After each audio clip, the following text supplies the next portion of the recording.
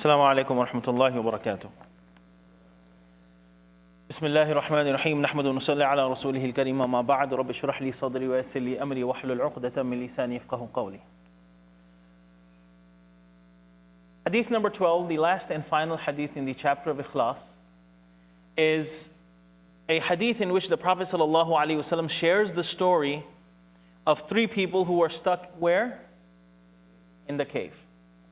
And the lesson and reflection of this hadith is that an intention, a sincere, genuine, good intention, doing something for the sake of Allah subhanahu wa ta'ala, not only does it get us out of trouble on the Day of Judgment, but it can also help us whenever we find ourselves between a rock and a hard spot, literally in this hadith.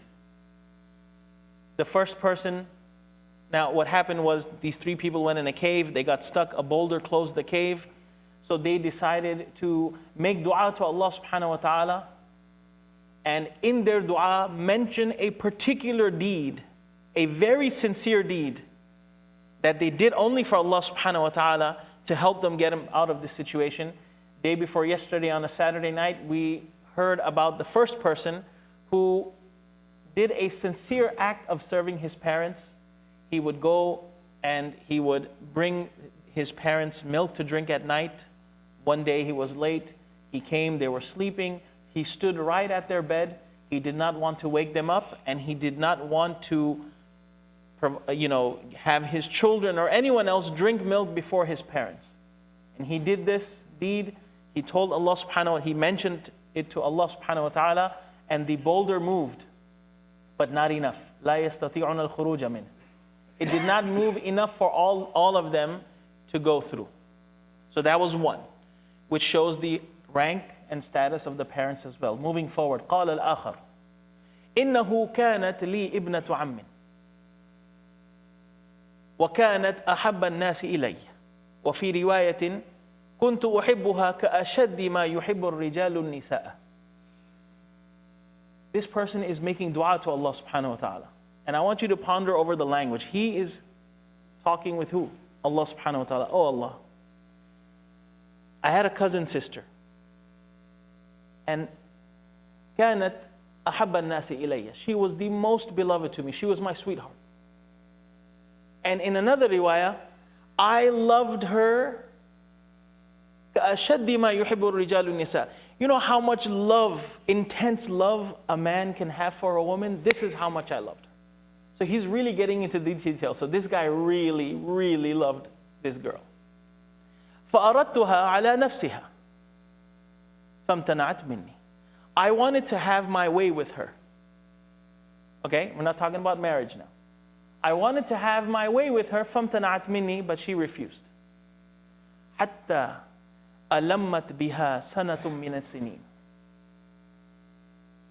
Once a very extreme drought happened, famine. She found herself struck with hunger and thirst. فجاءتني فأعطيتها 20 ومائة دينار على أن تخلي بيني وبين نفسها. She came seeking help. I gave her 120 dinar on the condition that tonight's the night. ففعلت, she agreed. While this dua, he's making this dua, he says, حتى إذا قدرت عليها وفي رواية حتى قعدت بين رجليها. When I finally had the situation under my control.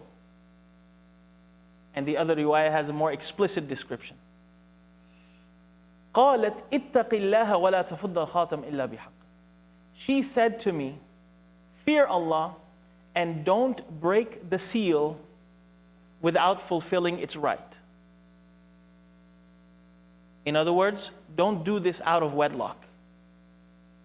Don't take advantage of this situation. He says, I stopped. وَتَرَكْتُ الذَّهَبَ الَّذِي أَعْطَيْتُهَا. The money that I had given her, the 120 dinars, I let her have it as well. He says that I left her alone. وَهِيَ أَحَبُّ النَّاسِ إِلَيَّ. She was the most beloved to me. And he's mentioning this love again, like I wanted her so bad, but I stopped. I let her have the money. Allahumma in kuntu fa'altu dhalika ibtigha'a wajhik fafuruj anna ma nahnu fihi. Oh Allah, if I did this only for your sake, help us get out of this situation. The boulder moved, but not enough. لا يستطيعون الخروج منه. They could not get enough. It just needed that slight little push. Now this hadith, I'm going to stop it at this person since the time has changed and whatnot. This person, what was his deed? It wasn't necessarily something that he did, but it was something that he didn't do. He held back from a sin. For who? Not out of fear of getting busted, not out of fear of child support, not out of fear of what society will say. Oh man, you took advantage. Really? You had to go that low? Someone was in need and that's how you did it? None of that. Did it only for Allah subhanahu wa ta'ala. Now this person, this woman who was in this situation, on the inside she didn't agree. But she had no choice, out of desperation. Because what did she say afterwards? Ittaqillah. She reminded him of Allah subhanahu wa ta'ala. This shows that she did not want to. She didn't finally cave in. No, deep down inside she did not want to. But she was just desperate. This goes to show that, and this person, when he heard ittaqillah, what came to his mind? Yes, he went down a slippery slope, but when he was reminded, he finally held back. Umar ibn al-Khattab radiyallahu anhu, when he used to be told ittaqillah, he used to take his cheek and put it on the ground and cry. He used to drop down in front of Allah subhanahu wa ta'ala and start crying. Subhanallah. Our pious predecessors, our Salaf us-Saliheen, when they were told ittaqillah, and I'm talking about in a civil way, not like, Brother Amir yaar, Allah se daro yaar, ittaqillah ya akhi. No, but when the Salaf us-Saliheen would say, when they were told ittaqillah, fear Allah, they would take it as a compliment. They would thank the other person. Now, if I am like Faisal, ittaqillah, you ittaqillah, man. Like if you tell me ittaqillah, me? You ittaqillah, bro. Subhanallah.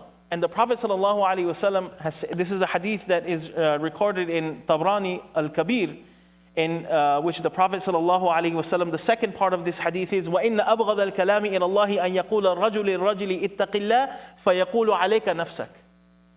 The most hated thing to Allah subhanahu wa ta'ala is when a person says ittaqillah to somebody and you're like, hey, you worry about yourself, bro. عَلَيْكَ نَفْسَكَ. You worry about yourself. Don't worry about me. Mind your own business. Subhanallah. Right? So this shows the fear of Allah subhanahu wa ta'ala, how it kicked in. And I just want you to ponder over the language. That he's not telling a story. Oh, you know what, Osama? I really loved this girl. I really loved this woman. No. He's talking to who? Allah subhanahu wa ta'ala. He's making himself humble before Allah. Oh Allah, you know I loved her so much. And this is how our dua should be. Not just memorizing and spitting out some du'as that we memorize without even understanding. If we don't understand what we're saying, then it's like me talking to you in Urdu. Yaar, kaisa tha tumhara din, sab theek thak? Huh? Kaisa tha, tum bahut thake hue lag rahe ho yaar. You don't know whether to say yes or no. Exactly, right? So then what's the point behind it? So we ask Allah subhanahu wa ta'ala to grant us ikhlas. We ask Allah subhanahu wa ta'ala to grant us dedication and commitment and communication in the du'as that we make to Allah subhanahu wa ta'ala. And we ask Allah subhanahu wa ta'ala to allow us to prepare ourselves for death before we pass away. This afternoon I was at the Richardson Masjid where you all know a brother, the age of 39, passed away. He was playing cricket.